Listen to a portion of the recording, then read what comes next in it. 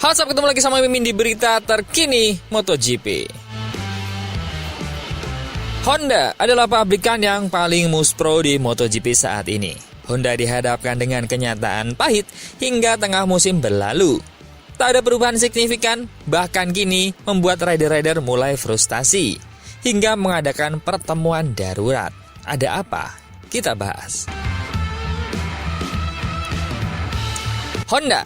Hampir semua rider mendapatkan hasil yang buruk di Jerman. Sebenarnya sudah biasa, namun melihat kesempatannya, seharusnya Honda bisa bekerja lebih baik daripada seharusnya. Terlebih, melihat Aprilia yang bisa berbuat banyak pada sirkuit ini.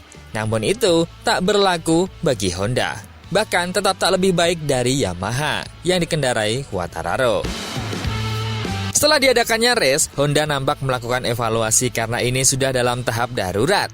Perjuangan Honda yang sedang berlangsung di MotoGP tampaknya jauh dari penyelesaian. Dan setelah GP Jerman, Joan Mir dilaporkan mengadakan pertemuan darurat dengan tim teknis pabrikan Jepang tersebut menyusul balapan yang menantang lainnya. Menurut surat kabar AS, pertemuan itu berlangsung selama beberapa jam, sehingga sang juara 2020 tidak menghadiri acara medianya. Dalam pernyataan yang dikutip oleh media Spanyol itu, Mir mengatakan, "Kami mengadakan pertemuan penting setelah balapan karena serangkaian masalah yang muncul yang menghalangi saya untuk memacu motor. Itu adalah akhir pekan yang sulit bagi Honda dan terutama bagi saya. Saya tidak mampu memacu motor dengan baik, motor banyak bergerak.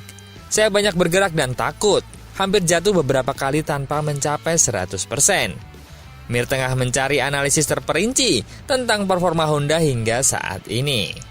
Dengan menekankan, kami harus menganalisis semua secara menyeluruh dan tetap berpikir terbuka. Mencoba memahami dari balapan pertama hingga balapan ini, mengapa kami mengalami begitu banyak kesulitan di sini. Mungkin saja kami punya gambaran, karena pada hari pertama kami mencoba motor yang sama sekali berbeda dan tidak sesuai dengan arahnya. Meskipun memiliki banyak konsesi pengembangan, Honda diperkirakan tidak akan memperkenalkan pembaharuan signifikan pada RC213V segera setelah jeda musim panas. Sementara Yamaha tampak membuat beberapa kemajuan. Pabrikan sayap emas itu terus mengalami serangkaian hasil buruk dan menjadi satu-satunya tim sejauh ini yang tidak pernah finish di 10 besar dalam 9 balapan utama pertama tahun ini. Hal yang serupa diungkapkan oleh Johann Zarco. Pembalap asal Cannes itu terutama berjuang untuk mendapatkan poin bagi Honda di Grand Prix di Jerman terakhir.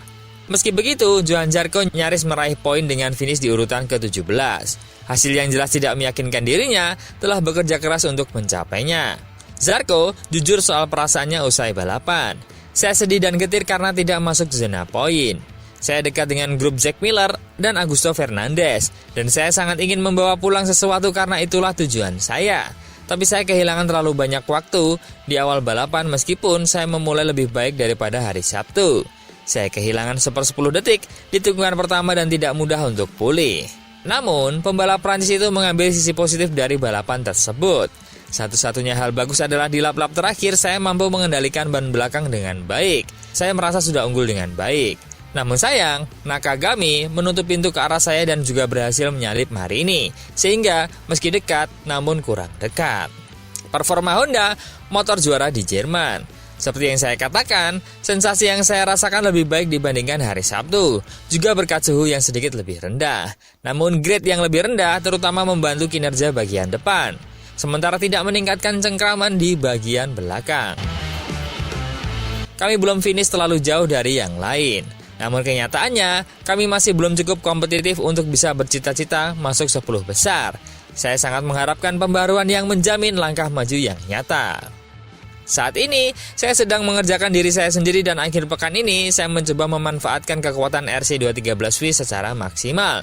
Zarco berkomentar bahwa mereka mengambil langkah maju lalu menghilang. Pada akhir pekan di Jerman, kami telah membuat beberapa kemajuan, tapi kemudian kami mengalami kemunduran.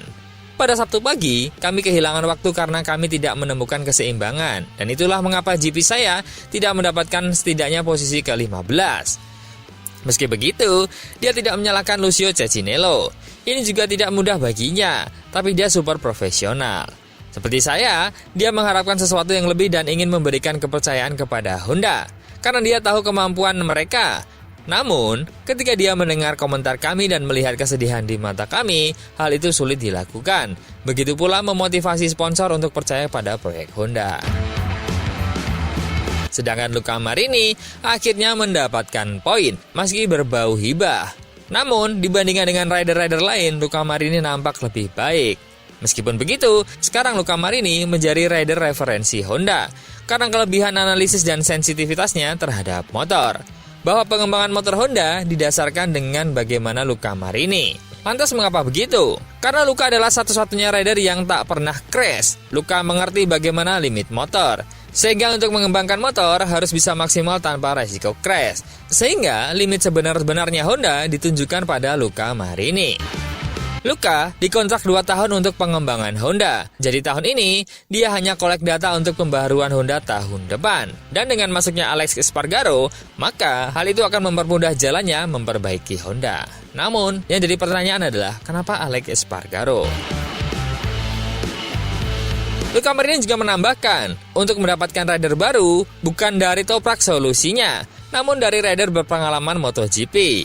Juara dunia 2020 Joan Mir menegaskan prioritasnya adalah tetap berada di skuad pabrikan Honda, meskipun perpanjangan kontrak belum diumumkan. Namun jika Mir dan Honda gagal mencapai kesepakatan, Marini berpendapat akan lebih baik merekrut pembalap dengan pengalaman MotoGP yang terbukti daripada mengejar bintang Superbike Toprak. Toprak telah mengesankan di dunia sepeda motor dengan membawa BMW memimpin kejuaraan Superbike pada musim debutnya bersama merek tersebut, yang menghidupkan kembali rumor kepindahannya ke MotoGP. Dengan pernyataan manajernya yang sering menegaskan dia hanya akan bersama tim pabrikan MotoGP, bukan tim satelit, Honda akan menjadi kesempatan terakhir yang tersisa untuk tahun 2025. Dengan tim-tim Eropa yang sudah penuh dan Alex Rins diproyeksikan akan tetap bersama Monster Yamaha. Namun manajernya telah mengecilkan peluang kepindahan Toprak ke MotoGP musim depan. Dan Marini merasa bahwa Honda saat ini benar-benar di dasar klasemen konstruktor. Akan lebih baik jika dilayani oleh pembalap berpengalaman jika Joan Mir pergi. Saya bilang tidak untuk Toprak. Jika ada pembalap yang harus datang, akan menarik untuk mendatangkan pembalap dari Aprilia ataupun KTM yang akan membawa banyak pengetahuan dan mampu berbagi informasi dan memberikan umpan balik dengan cara yang benar dan dapat dipahami. Jack Miller dan Miguel Oliveira termasuk di antara pembalap KTM atau Aprilia yang berpengalaman yang masih belum dikonfirmasi untuk 2025.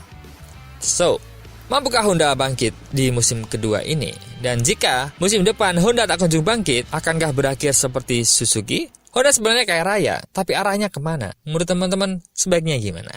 Coba komen.